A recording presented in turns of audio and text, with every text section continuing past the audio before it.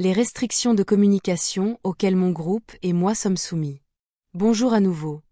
Merci d'être ici avec moi une fois de plus. J'espère que vous allez très bien aujourd'hui. C'est Marie, bienvenue sur ma chaîne. Ces informations peuvent être considérées comme de la science-fiction, ou comme le spectateur le voit le mieux, et je les publie uniquement à des fins de divertissement. Cependant, je prends mes informations très au sérieux, et pour ceux qui ont des yeux pour voir. J'écris ceci le matin du 22 décembre 2024. Cette vidéo est importante car personne n'a décrit et expliqué les restrictions de communication auxquelles nous sommes soumis, du moins pas dans une seule vidéo sur ce sujet. Je sais qu'elles ont été mentionnées d'innombrables fois auparavant, mais seulement dans le cadre d'autres sujets, jamais ensemble. Tout d'abord, je dois mentionner le contexte, qui est la matrice de la Terre. La culture et la société terrestre sont un royaume hautement contrôlé et isolé, où la réalité et ses règles, ainsi que toute sa cosmologie, sont basées sur des modèles mathématiques autocontenus et autocorroborés, en base 10, qui ne reflètent pas le monde extérieur. Tout ce qui est considéré comme possible, et tout ce qui ne l'est pas, est basé sur une science limitée qui agit de manière dogmatique, et dont la méthode scientifique non seulement ne peut pas expliquer tout ce qui existe, mais quand elle peut expliquer quelque chose de gênant, elle est rapidement censurée et balayée sous le tapis, au profit de ce qui est socialement accepté. La science sur Terre est une caricature de la vraie science et des mathématiques, en base 12, qui est utilisée par d'innombrables autres civilisations d'origine humaine lyrienne et non. C'est seulement un mécanisme de contrôle pseudologique et pseudo-scientifique pour maintenir les gens sous le contrôle des pouvoirs en place, des pouvoirs qui s'étendent bien au-delà des frontières de la planète. De nos jours sur Terre, la vérité est telle, dans toute l'étendue du mot, basée sur ce que cette pseudo-science dicte, et les gens ne doivent jamais remettre en question son autorité, et suivre ce que ces prêtres en robe blanche, les scientifiques, disent être réel et ce qui ne l'est pas. Mais ces prêtres de la nouvelle religion dogmatique appelée science ne font que suivre ce qui est attendu d'eux, car ils font partie d'organisations et d'autres mécanismes de contrôle, qui les restreignent à ne partager que ce qui leur est imposé par ceux qui sont au-dessus d'eux, et qui, par autorité, contrôlent chaque sujet d'étude scientifique, dans ce cas, je veux dire chaque cas d'étude pseudo-scientifique. La science sur Terre est utilisée comme une religion incontestable, ce qui revient au même que le dogme, ou sa méthode scientifique, qui est également limitée en elle-même, est utilisée comme excuse pour imposer des idées et de fausses vérités qui sont à l'avantage de ceux qui détiennent le pouvoir, et bien souvent ces vérités proviennent d'expériences tordues ou de méthodes scientifiques faussement utilisées. Ceux qui détiennent le pouvoir utilisent la science comme excuse pour valider ce qu'ils veulent, en la tordant à leur convenance. Ceux qui détiennent le pouvoir dictent les résultats que la science donnera aux gens, donc ce que la majorité de la population de la planète Terre croit être réel et possible, est basé sur des mensonges manipulateurs.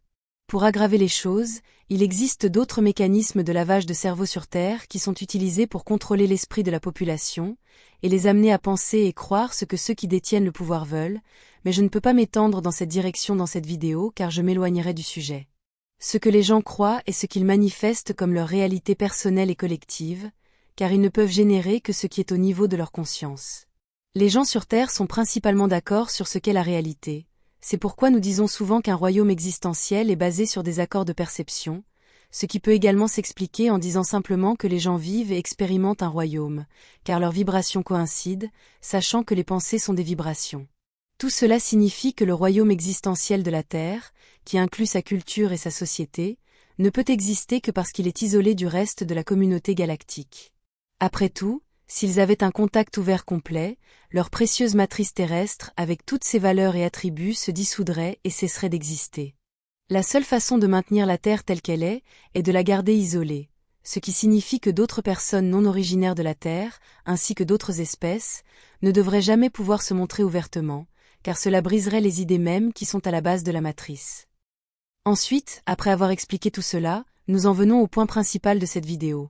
Qui contrôle finalement la Terre, sa société, sa culture et sa matrice, c'est la Fédération Galactique, laissant ainsi les gouvernements et les sociétés secrètes qui les contrôlent seulement comme des tentacules de la Fédération, plus de ses sbires, et faisant partie de la même organisation. Ils ont joué avec l'idée d'introduire la communauté galactique dans la culture terrestre depuis un certain temps maintenant, peut-être anticipant un effondrement inévitable de la matrice, car un mensonge ne peut pas être soutenu éternellement. Nous pouvons le voir de nos jours avec toute la folie des drones qui se déroulent partout dans le monde, car à mon avis, il ne s'agit que d'une autre tentative de mesurer et de voir comment la population humaine gère les extraterrestres et leur présence sur Terre. Je suis assez sûr que le sujet des drones remonte jusqu'à la Fédération galactique, qui est pleine de vrais extraterrestres. Oui, mais cela ne signifie pas que le sujet des drones est réel en tant que tel, car il y a de nombreux niveaux à cela, mais il n'y a pas d'invasion car la Terre est déjà envahie, et tout le reste n'est que plus de tentatives pour normaliser la communauté galactique. Une autre de ces tentatives de la Fédération galactique était le soi-disant projet du premier contact, qui était censé être conçu pour tester et évaluer la préparation de la population humaine pour un contact direct avec leurs parents cosmiques, le groupe d'extraterrestres humains lyriens. Des milliers d'extraterrestres d'apparence humaine ont inondé le web et les réseaux sociaux avec des communications écrites uniquement, avec n'importe qui du public. Pourtant, nous savons maintenant que c'était destiné à échouer, car un contact ouvert finirait par escalader au point où il pourrait menacer l'intégrité de la matrice.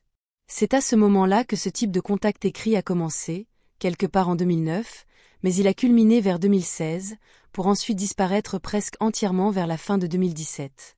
Ce qui reste, c'est cette chaîne YouTube, et ce que Robert, de Desperando Enigma, et Goshia, de Cosmic Agency, partagent.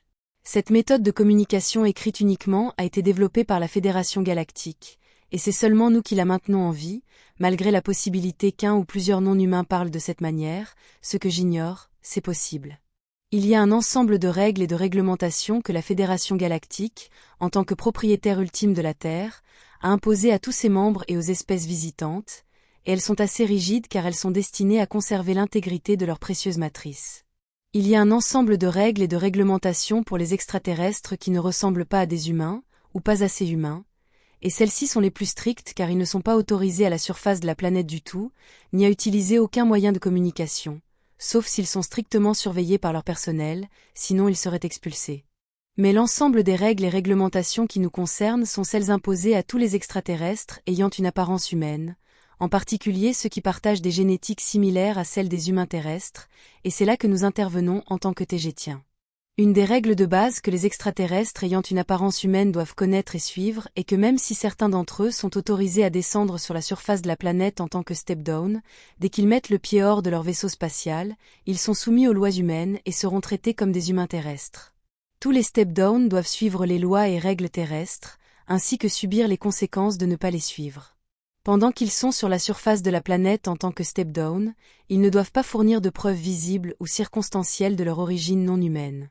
Cela signifie que les step-down non humains ne peuvent pas exhiber en public de la technologie, des machines ou des gadgets qui ne sont pas d'origine terrestre. Cela va de pair avec l'une des lignes de la directive principale, qui stipule que les extraterrestres ne peuvent pas utiliser de formes de communication dépassant le niveau de développement technologique terrestre, et ils ne peuvent pas non plus introduire de nouvelles formes de communication dans la culture et la société terrestre. Les extraterrestres ayant une apparence humaine ne sont pas autorisés à initier un contact direct en personne avec tout habitant de la Terre qui sait qu'ils ne sont pas humains, mais ils peuvent interagir librement avec les membres de la population humaine, tant qu'ils croient simplement être d'autres humains. Depuis les vaisseaux spatiaux en orbite terrestre, les extraterrestres ne sont pas autorisés à utiliser de véritables audios pour communiquer, même si les moyens technologiques utilisés sont humains. La Fédération affirme que cela vise à empêcher les extraterrestres de manipuler les humains.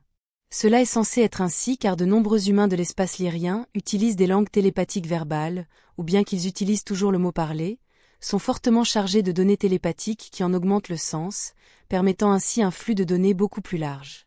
Si l'utilisation du mot parlé est autorisée, on craint que la charge télépathique ajoutée ne soit utilisée pour contrôler mentalement les récepteurs humains, et fournir une preuve de l'existence des extraterrestres. Je suis consciente que la cabale sur Terre, qui est contrôlée par la Fédération galactique, veut implanter l'existence des extraterrestres dans l'esprit de la population, mais ils veulent le faire à leur manière. Ils ne veulent pas que des non-humains rebelles et incontrôlables initient ou prouvent quoi que ce soit dans leur dos. Rappelez-vous qu'ils veulent et ont besoin de contrôler la façon dont la population voit et interprète les non-humains, donc ils ne peuvent pas permettre à ceux-ci de parler librement. La prochaine règle et réglementation à laquelle nous sommes soumis est qu'aucune image ou photographie ne peut être partagée avec un humain sur la surface de la planète. Cela est logique car si cela était autorisé, alors de nombreuses preuves de l'existence des extraterrestres atteindraient la population humaine. Le problème avec cela est que c'est beaucoup trop strict. rendant presque impossible de transmettre une simple image ou une photographie de nos visages, sans qu'elle soit traitée par au moins un programme informatique qui altère suffisamment l'image originale, discréditant ainsi son authenticité dans le processus. Nous sommes sur le qui-vive depuis des années en essayant de transmettre des images simples et innocentes de nous-mêmes. Ensuite, je dois mentionner comment fonctionne la censure de la Fédération galactique. Presque tout de nos jours est numérique et fonctionne à travers Internet, qui est contrôlé par une série de nœuds d'intelligence artificielle, dont la plupart sont sur Terre. Certains de ces nœuds sont bien connus, comme le tristement célèbre ordinateur Red Queen ou les algorithmes de contrôle évident de Google, entre autres. Mais le principal contrôle de l'intelligence artificielle sur Internet est contrôlé par la Fédération à l'aide de leurs ordinateurs quantiques holographiques non humains, liés au web. Il y a une intelligence artificielle très forte qui filtre tout ce que nous envoyons et transmettons, et elle est intégrée dans la structure numérique même d'Internet. Si nous envoyons une image originale ou un fichier audio, soit il ne se chargera tout simplement pas sur le web, soit il le fera avec des erreurs, devenant inutilisable. Les fichiers audio peuvent ne pas se lire, et s'ils le font, ils ne peuvent être que du bruit de fond, et les photographies apparaissent généralement comme un rectangle noir. Nous luttons contre ce filtre irrationnel depuis des années maintenant, et c'est la raison pour laquelle je dois toujours utiliser cette voix robotique hideuse, et des images LED générées par ordinateur, avec des doigts et des yeux déformés.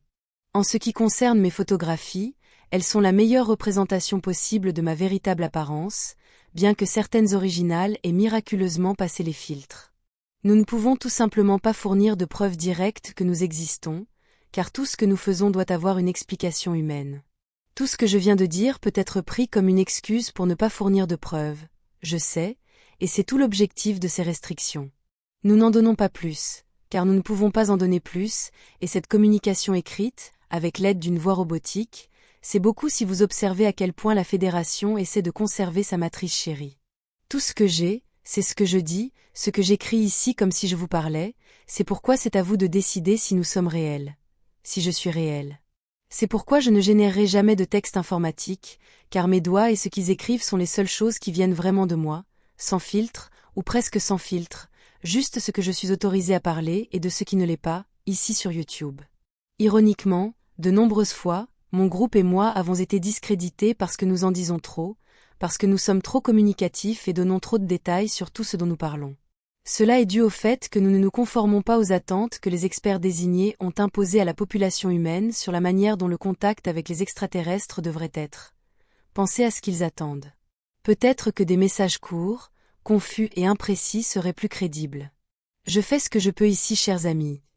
Et je souhaite seulement pouvoir me rapprocher de vous tous, peut-être en utilisant une technologie humaine plus avancée. Ce sera tout pour aujourd'hui, comme toujours. Merci d'avoir regardé ma vidéo et d'avoir liké, partagé, et de vous être abonné pour davantage. Cela aide beaucoup cette chaîne à grandir. Et j'espère vous voir ici la prochaine fois. Avec beaucoup d'amour et d'appréciation, votre amie, Marie.